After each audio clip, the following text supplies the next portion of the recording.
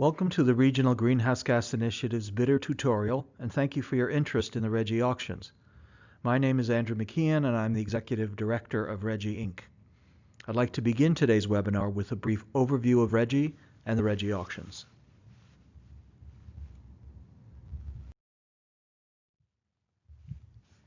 Ten states currently participate in the RGGI auctions, covering the New England and Mid-Atlantic regions.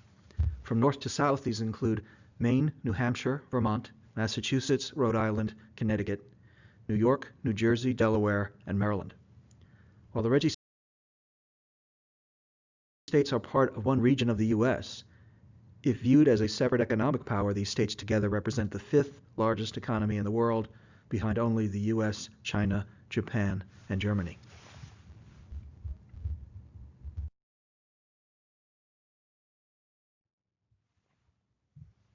The New England and Mid-Atlantic states participating in RGGI have their own CO2 budget trading programs covering power sector emissions.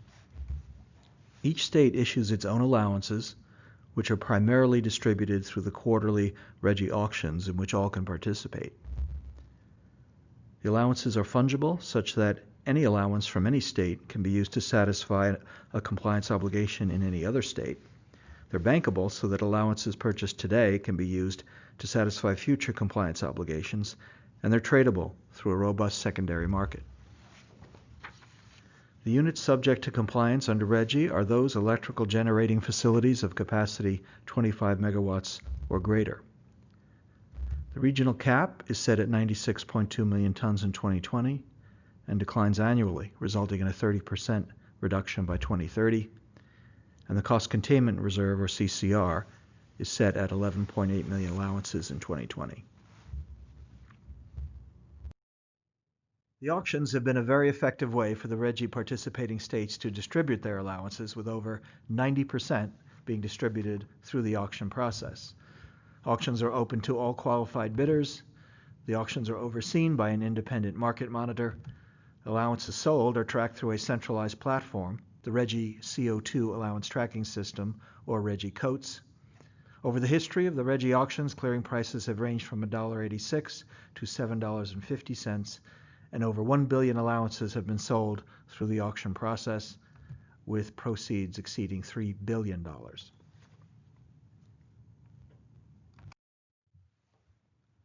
One of the most powerful aspects of the RGGI program lies in how the program's proceeds are invested by each of the participating states. Through 2017, over $2 billion have been invested, and we'll talk shortly about how this is resulting in billions of dollars in savings to consumers and how it's achieving significant reductions in harmful emissions. So the RGGI program has resulted in benefits that could be characterized in three ways: environmental benefits, consumer benefits, and economic benefits. Let's take a closer look at each of these.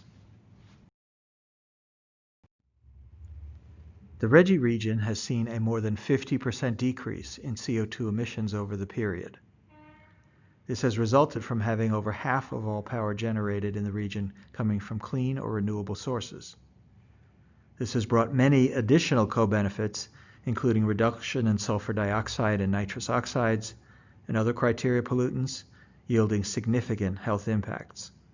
An independent 2017 report from Abt Associates declared that through these co-benefits, the RGGI program has resulted in health benefits that have saved hundreds of lives, prevented thousands of asthma attacks, and reduced health-related costs to society in the billions of dollars.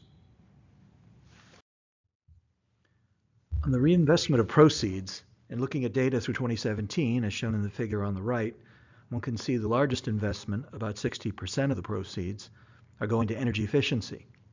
That's followed by clean and renewable energy at 14%, direct bill assistance at 14%, greenhouse gas abatement at 8%, and the remainder going back to the participating RGGI states or to RGGI Inc. for administrative costs of running the program.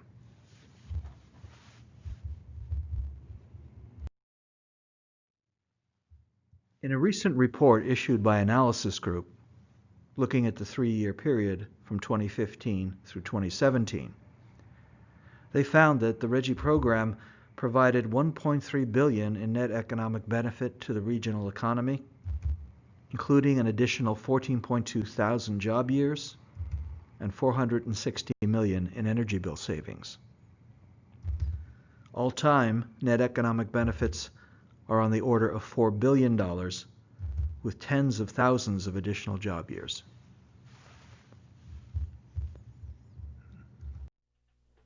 Thank you for the brief overview of RGGI and the RGGI auctions. I am John Harvey with an LX.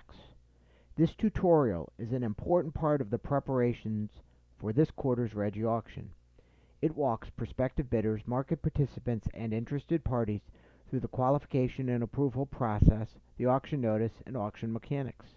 In other words, it is designed to help potential bidders better understand what they need to do to become a qualified bidder and how the auction will work. Following a review of the auction schedule, I will detail the participation requirements, the qualification process, and the financial security process. CSRA will then walk us through the process of opening a RGGI CO2 Allowance Tracking System, or COATS account. Finally, I will discuss the auction format, provide information on the live auction, and review the bid limitations. Please note that the qualification application and intent to bid forms are now located in the RGGI portal on the auction platform. We have created the RGGI portal training and support tutorial, which is available on the auction website, to explain how a bidder can access and submit the required information. The upcoming auction will take place on the date and time shown here. The number of CO2 allowances comprising the initial offering, which will be available to bidders in the auction, is also shown on this slide. Please take note of the minimum reserve price, which will be in effect. The upcoming auction includes a cost containment reserve, or CCR. The number of CCR allowances available in the auction is shown here as well. I will provide more information on the CCR later in the tutorial. All allowances offered for sale will be recognized for compliance purposes without limitation by the states participating in the auction, in accordance with each state's regulations. The current auction process went live earlier this week, beginning approximately 57 days of bid preparation. Auction documents are available at RGGI Inc.'s website, which is listed on this slide, and the states participating in the RGGI auction urge prospective bidders to download this information, as all potential bidders must have successfully completed the qualification process in order to participate in the auction. The critical auction dates are shown here. The first important due date is for the qualification application and intent to bid forms. They are both due by the date and time shown here. Starting with auction 47, the forms are submitted through the RGGI portal. Financial security is the second important due date. The due date and time is shown here as well. In addition, identical 1-hour bidder training sessions are available. Please note that you must notify the auction manager via email if you would like to participate in one of these training sessions. New applicants or applicants who have changed their primary or secondary authorized auction representative are strongly encouraged to attend. The next two slides display the current auction schedule. Please pay particular attention to the due dates and times. These are all hard deadlines. The auction form's due date and time is shown here. Also, if required, the remediated form's due date and time is also listed here. This is the second page of the schedule. The financial security due date and time is shown here along with the auction date. The bidding window for the auction is 3 hours. The qualification application and intent to bid are accessible and submitted through the RGGI portal, which is integrated into the auction platform located at the web address shown here. The live webinars held for previous auctions have been replaced with a video tutorial that will be released on the auction website the day after the auction notice is released. This tutorial covers the auction format, coats, and the overall qualification process. In addition, there is a RGGI portal training and support tutorial on the auction website which details how to submit the qualification application intent to bid, and financial security information. This RGGI portal tutorial is distinct from this tutorial and is specifically focused on using the online application portal. All previously qualified applicants utilizing the RGGI portal for the first time must confirm all the information that has been preloaded, which includes general information on the applicant and information on the authorized auction representatives. In addition, they must update and verify the applicant's COATS account number. They must update the applicant's corporate and bidding associations and positive attestations, and they must complete the signature process. Please note that information regarding corporate and bidding associations is located in Auction Notice Section 2.9. Applicants can upload a document explaining a positive attestation as well as supporting documents. Starting with Auction 47, both the primary and secondary authorized auction representatives will now receive unique auction platform credentials. The credentials are needed to submit a qualification application, intent to bid, and financial security information. All existing credentials will remain active. If necessary, new login credentials will be issued. The cost containment reserve for calendar year 2020 is 11.8 million allowances. All 11.8 million CCR allowances are available in the upcoming auction. The CCR trigger price for 2020 is $10.77 per CO2 allowance, and the minimum reserve price for 2020 is $2.32 per CO2 allowance. Participation requirements are straightforward and displayed on this slide. If you are a new applicant, you must have a RGGI CO2 Allowance Tracking System or COATS account number. You must submit a qualification application and intent to bid, and submit an acceptable form of financial security. For previously qualified applicants, you must determine whether there has been a material change to any previously submitted information. I will discuss what constitutes a material change in a few slides. If there has been a material change, then you must submit a new qualification application as well as an intent to bid and submit an acceptable form of financial security. If there hasn't been a material change, then you only need to submit an intent to bid and an acceptable form of financial security. We'll discuss these scenarios in a bit more detail in the coming slides. For new applicants, you must obtain a RGGI COATS account either by creating a general account in the system or retrieving your compliance account from the system. In addition, you must submit a qualification application and intent to bid through the RGGI portal and submit an acceptable form of financial security.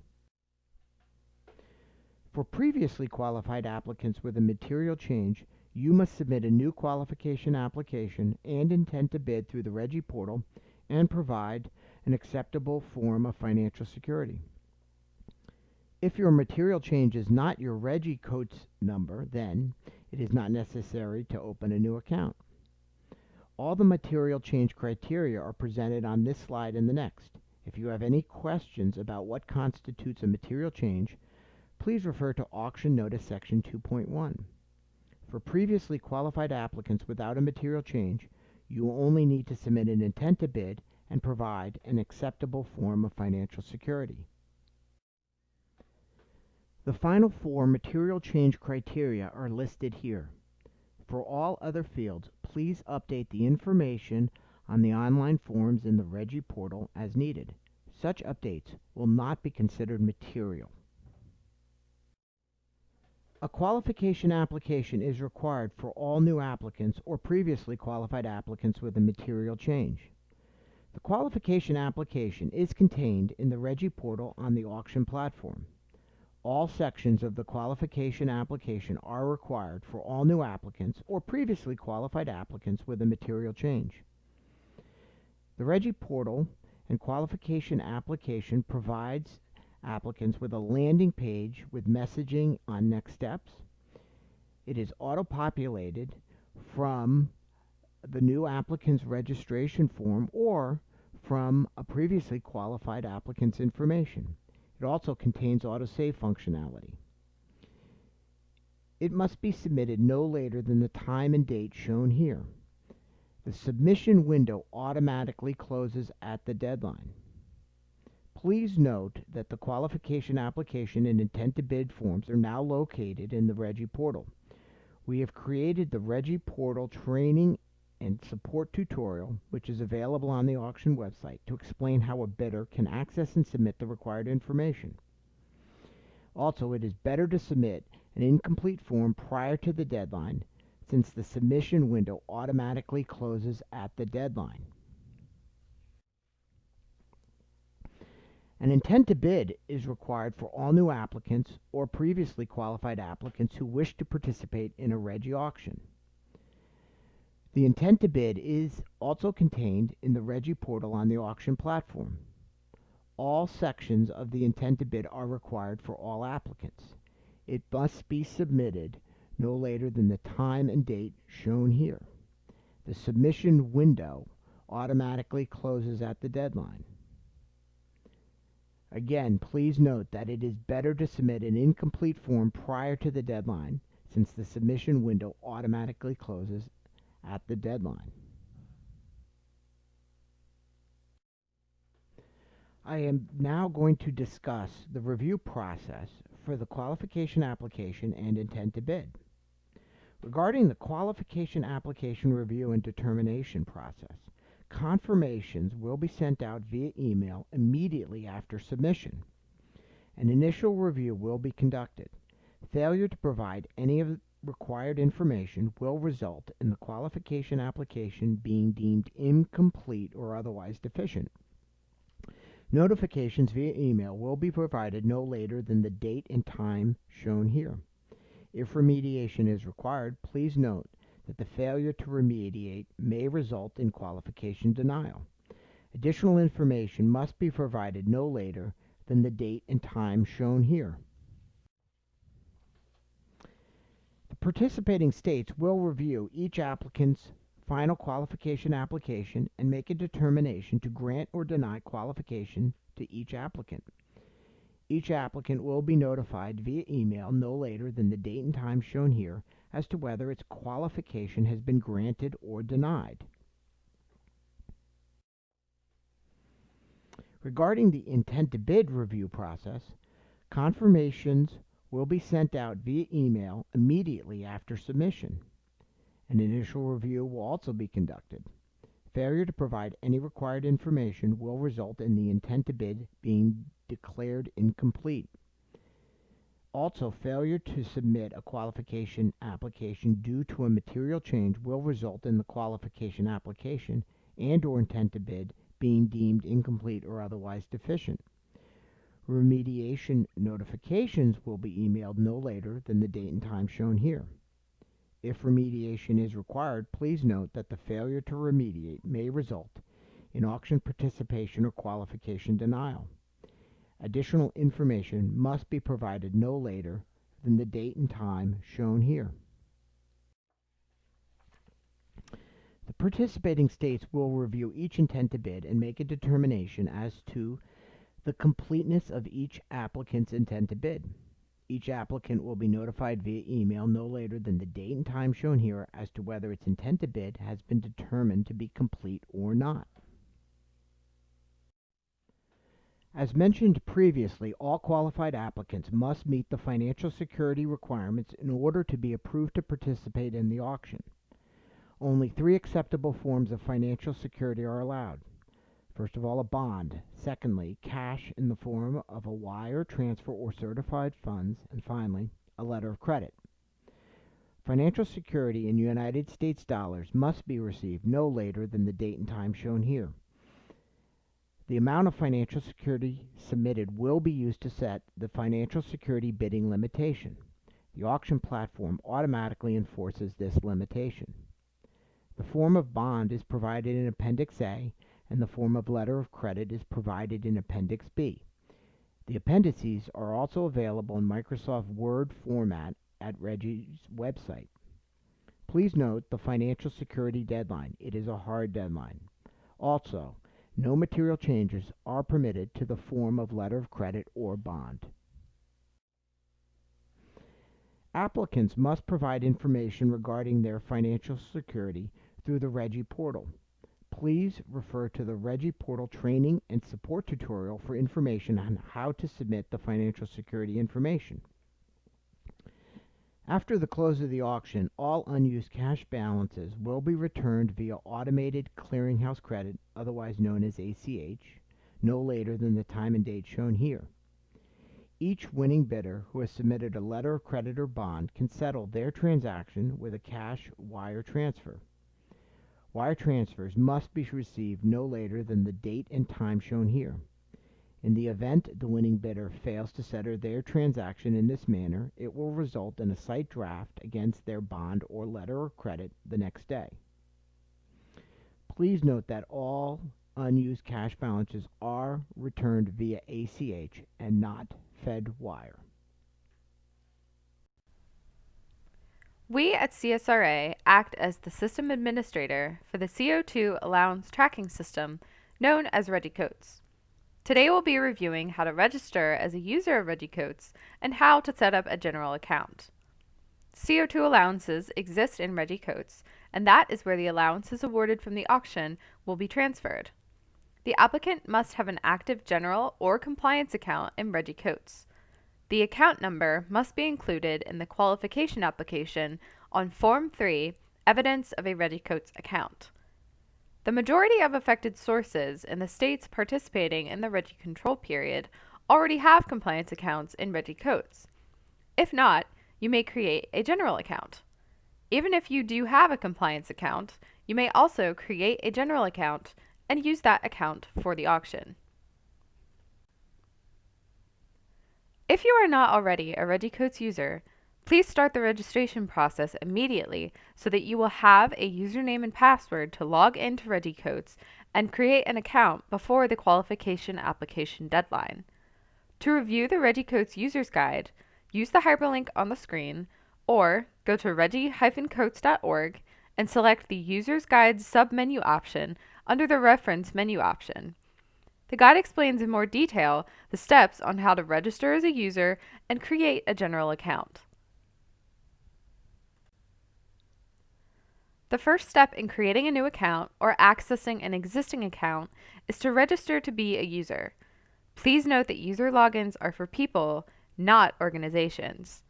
Each person using Codes must have his or her own username and password, and each person will only have one username and password, even if he or she intends to create accounts for different organizations. If you have received a pre-registration email from RGGI Codes, follow the link in the email to complete the registration process. Others can go to regi-codes.org.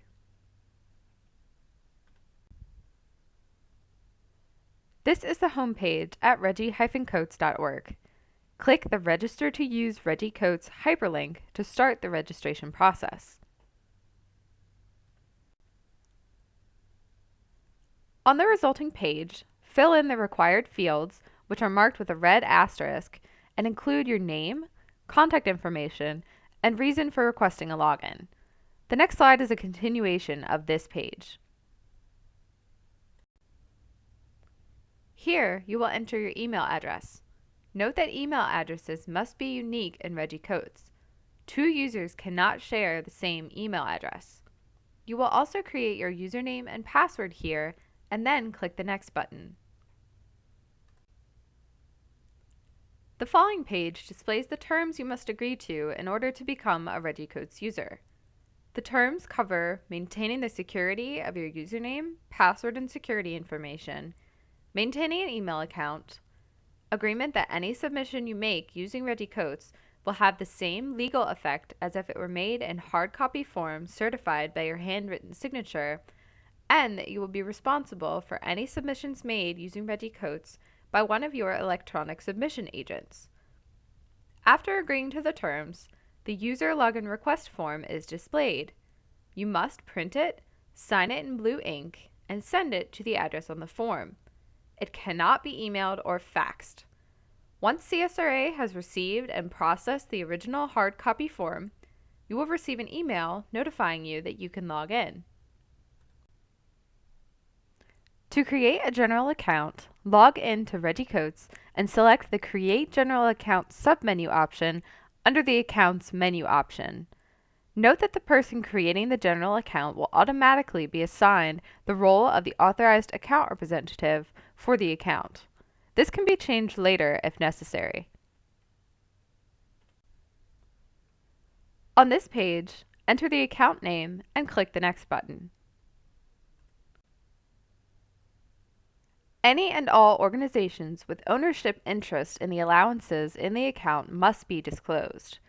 You may select one or more ownership organizations which are already present in the system by clicking on them in the left-hand box, then using the arrow button to move them to the right-hand box. If an ownership organization for the account you are creating is not already in the system, you may add it by clicking the Add button and following the resulting directions. On this page, note that the user creating the account is listed as the authorized account representative. You may add an alternate authorized account representative for the account by selecting someone already in the system by using the filter criteria. You can search by first name, last name, or organization name. If the person is not already in the system, you may add them by clicking the Add button and following the resulting directions. When a new person is added to COATS, they are sent a pre-registration email notice and must use the enclosed hyperlink to finish the registration process. Next, you would review the information just entered, and if correct, read and agree to the certification statement, enter your password, and then click the Submit button. The result is the account details page for the account just created. The messages in red at the top confirm that the account data was saved. The account number needed for the qualification application is displayed. All general account numbers start with the letters GN followed by a numeric string. If your organization has an existing compliance account, you can verify your role as the source RGGI representative in EPA's CAMD business system by using the link provided on the slide. Please note that you must still register to be a user of RGGI COATS, if you are not one already, to access your source's compliance account. To access an existing account, log in to RGGI COATS and select the Accounts menu option. The Accounts page will display all accounts for which you are an authorized account representative, alternate authorized account representative, or electronic submission agent for a representative. You may click the hyperlinked account number to view the account details. Compliance accounts begin with a two-letter state identifier followed by a numeric string, as shown in the example. You may register either a compliance account or general account for the auction. You can find more information on registering as a RGGI COATS user and creating a general account in the User's Guide, accessed via the User's Guide submenu option under the Reference menu option at rggi-coats.org. To maintain the integrity of the RGGI auctions, an applicant may not publicly release confidential information regarding the auction. Confidential information includes, but is not limited to, qualification status, bidding strategy, bid price and/or bid quantity information, and information on financial security to the extent such information is not generally available to the public. Please note that the FAQ document and auction notice contains additional information. Also, to maintain the integrity of the RGGI auctions, an applicant must limit its communications. After the relevant qualification application filing deadline, an applicant may not communicate with any other applicant or party that has not been disclosed in its qualification application, except as requested by the auction manager to remediate a qualification application. Please note that the FAQ document and auction notice contains additional information. The next two slides provide an overview of the auction.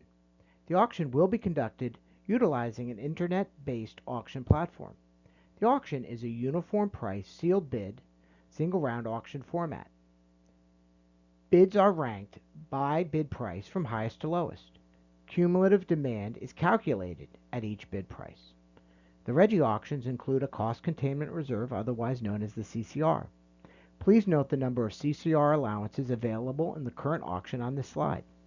More information on the CCR, including examples, are provided later in this webinar. The auction notice contains clear guidance on the steps to determine the interim and final clearing prices and allowance awards. All marginal bid ties will be resolved through a random tie-breaking process. Please refer to the FAQs and auction notice for additional information.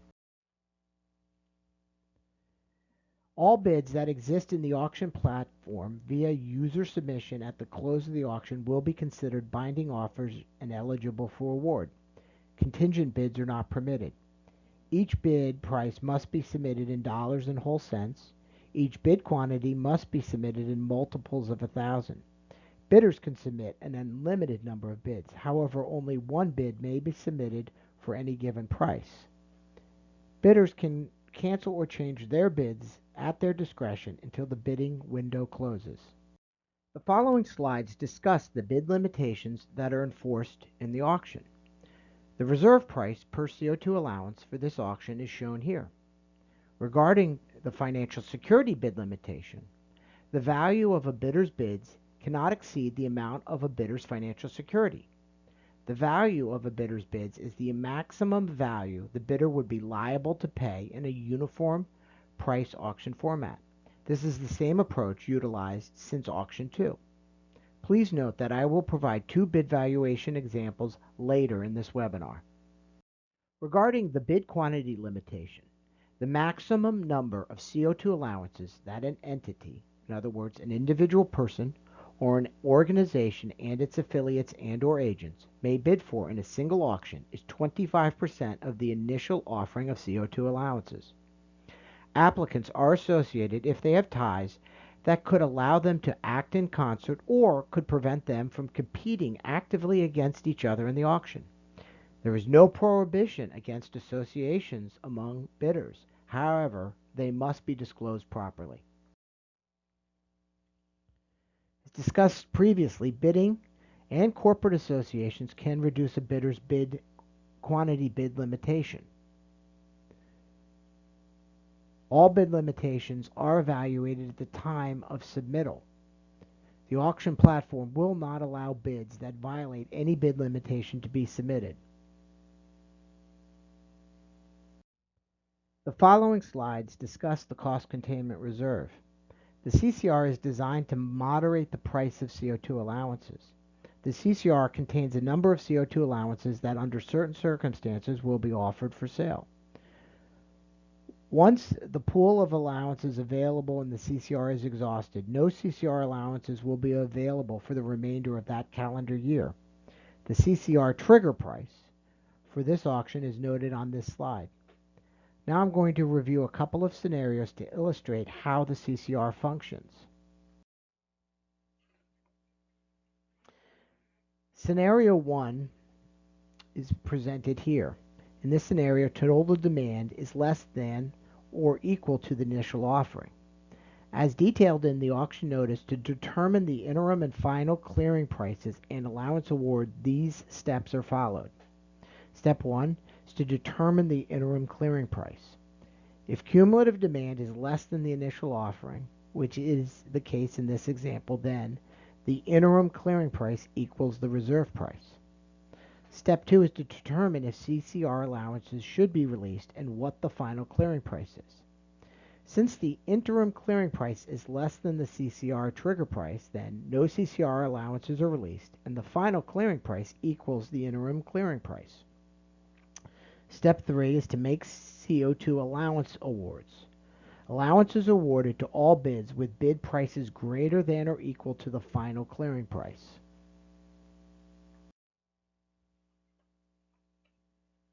Scenario 2 is presented on this slide. In this scenario, total demand is greater than the initial offering, but the CCR is not triggered. Again, step 1 is to determine the interim clearing price. Since cumulative demand is greater than the initial offering, the interim clearing price is greater than the reserve price. The interim clearing price equals the bid price of the marginal bids. Just a quick refresher, but the marginal bid is the bid that causes cumulative demand for CO2 allowances to be greater than or equal to the initial offering. If multiple bids at a bid price cause cumulative demand for CO2 allowances to be greater than or equal to the initial offering, then all of these tied bids are considered marginal bids. Step 2 is to determine if CCR allowances should be released and what the final clearing price is. Since the interim clearing price is less than the CCR trigger price in this scenario, then no CCR allowances are released and the final clearing price equals the interim clearing price. Step 3 is to make CO2 allowance awards. Allowances are awarded to all bids with bid prices greater than the final clearing price. For bids, in other words, the marginal bids with a bid price equal to the final clearing price, we utilize a random tie-breaking process to distribute the remaining CO2 allowances. This is scenario number 3A. In this scenario, total demand is greater than the initial offering. The CCR is triggered, but is not exhausted. Step 1. Since cumulative demand is greater than the initial offering, the interim clearing price is greater than the reserve price. The interim clearing price equals the bid price of the marginal bids. Step 2. Since the interim clearing price is greater than the CCR trigger price, CCR allowances are released incrementally until the final clearing price equals the CCR trigger price or the CCR is exhausted. In this scenario, incremental CCR allowances are released until the final clearing price equals the CCR trigger price. The CCR is not exhausted. Allowances, both the initial offering plus the CCR, are awarded to all bids with bid prices greater than the final clearing price. Scenario 3B is presented on this slide. In this scenario, total demand is greater than the initial offering. The CCR is triggered and the CCR is exhausted. Since cumulative demand is greater than the initial offering, the interim clearing price is greater than the reserve price. The interim clearing price equals the bid price of the marginal bids. Step 2. Since the interim clearing price is greater than the CCR trigger price, CCR allowances are released incrementally until the final clearing price equals the CCR trigger price or the CCR is exhausted. In this scenario, incremental CCR allowances are released until the CCR is exhausted. The final clearing price equals the bid price of the marginal bids. Allowances, both the initial offering and the CCR, are awarded to all bids with bid prices greater than the final clearing price. For bids, in other words, the marginal bids with a bid price equal to the final clearing price, we utilize a random tie-breaking process to distribute the remaining allowances. The following slides contain auction format examples designed to highlight specific auction features. This example is designed to highlight how the clearing price is established. This example does not include the CCR. However, another example with the CCR is provided later. This example auction is for 100,000 CO2 allowances. The minimum reserve price is $2.15 per CO2 allowance. All bids are ranked by bid price from highest to lowest, and cumulative demand is noted at each bid price. Awards are made until the supply of CO2 allowances is exhausted, which occurs at bidder C's bid of $3.85. Therefore, the clearing price is the bid price of the next highest bid or bids, which in this example is $3.80 per CO2 allowance. This example is designed to highlight how the random tie-breaking process works. This example also does not include a CCR. This example auction is for 100,100 CO2 allowances. The minimum reserve price is $2.15 per CO2 allowance. All bids are ranked by bid price from highest to lowest, and cumulative demand is calculated at each bid price. Bidders E, D, A, and B all submit bids at $3.75, causing cumulative demand to exceed supply. Therefore, the clearing price is the bid price of the marginal bids, or $3.75 per CO2 allowance. Allowances are awarded to all bids with bid prices greater than $3.75 per CO2 allowance. Allowances are awarded to the marginal tied bids. It's made through a random tie-breaking process. For the tied marginal bids, bidder D was randomly given the number 1, has their entire bid of 5,000 allowances filled. After filling this bid, there are still 5,100 allowances to award. Bidder A was randomly given the number 2, receives the remaining 5,100 allowances. The other tied bidders are not awarded any allowances. This example is designed to highlight the CCR. This example auction is for 100,000 CO2 allowances plus 100 CCR allowances. The minimum reserve price is $2.15 per CO2 allowance. The CCR trigger price is $4 per CO2 allowance. All bids are ranked by bid price from highest to lowest, and cumulative demand is calculated at each bid price. The steps to establish the clearing price and make awards are identical to what was discussed in the webinar. Step 1 is to determine the interim clearing price. Since cumulative demand is greater than the initial offering, the interim clearing price is greater than the reserve price. Bidder C's bid for CO2 allowances at $4.85 causes cumulative demand to exactly equal the initial offering. In other words, the CO2 allowances that are offered for sale upon the opening of the auction. So that bid is the marginal bid. The interim clearing price is the bid price of the bid after the marginal bid, or $4.80 per CO2 allowance. Step 2 is to determine if CCR allowances should be released and what the final clearing price is. Since the interim clearing price is greater than the CCR trigger price, additional CO2 allowances are released from the CCR. CCR allowances are released until either the final clearing price equals the CCR trigger price or the CCR is exhausted. Incremental amounts of CCR allowances equal to demand at each successively lower bid price are released. For instance, 10,000 CO2 allowances are released at the $4.80 bid price. 15,000 allowances are released at the $4.75 bid price. 20,000 allowances are released at the $4.25 bid price. 12,000 allowances are released at the $4.05 bid price, and 40,000 allowances are released at the $4 bid price. In total, 97,000 CO2 allowances are released from the CCR. After this release of CO2 allowances, the final clearing price is $4, which is the CCR trigger price.